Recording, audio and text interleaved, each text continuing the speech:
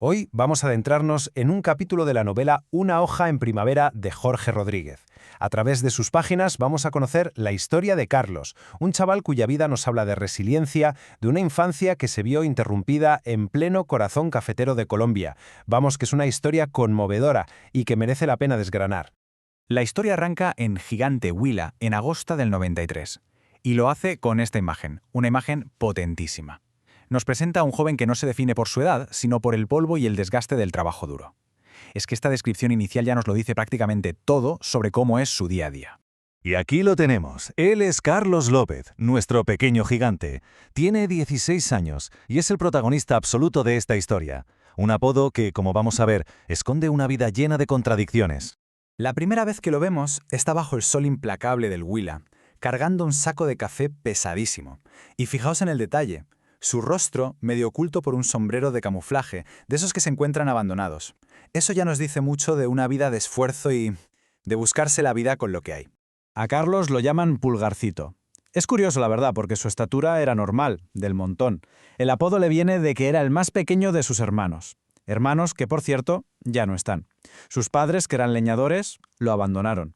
Así que ahora todo su mundo se reduce a su tío Fabián y a la mujer de este. Pero claro, para entender de verdad a este chaval de 16 años, tenemos que echar la vista atrás. Hay que ver cómo fue esa infancia que, de un día para otro, se vio obligado a dejar atrás.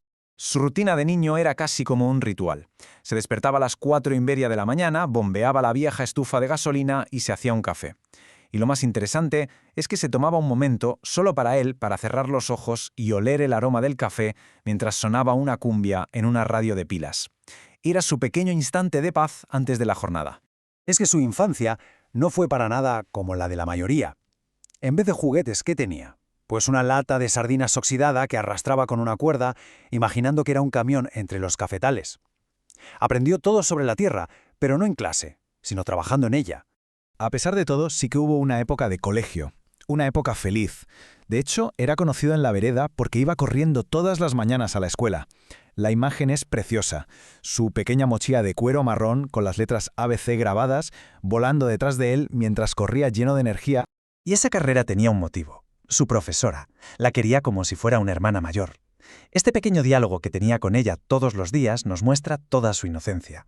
Cuando ella le preguntaba que por qué corría tanto, él con una sonrisa le decía que porque le gustaba. Y bueno, también para verla a ella y a sus amigos. Pero toda esa inocencia, esa alegría de correr hacia el colegio cada mañana, se paró en seco. Se acabó por culpa de un único y devastador suceso. Tenía solo 10 años. 10, una edad en la que se supone que la única preocupación es jugar y aprender. Pues para Carlos, los 10 años fueron el fin de todo eso. El momento en que tuvo que dejar los estudios y, básicamente, su infancia para siempre. ¿Y por qué? ¿Qué pasó? Pues que su tío Fabián, que era como su padre, tuvo un accidente de moto gravísimo. Después de una noche de copas, se cayó por un barranco y perdió la movilidad. En ese preciso instante, la vida de todos cambió radicalmente. A partir de ese momento, Carlos tuvo que asumir un rol completamente nuevo. De repente, él era el que tenía que traer el sustento a casa. La división de tareas en casa fue muy clara. Su tía se dedicó en cuerpo y alma a cuidar de su tío, a bañarlo, a darle de comer. Y Carlos se convirtió en su mano derecha, en el encargado de traer el pan a casa.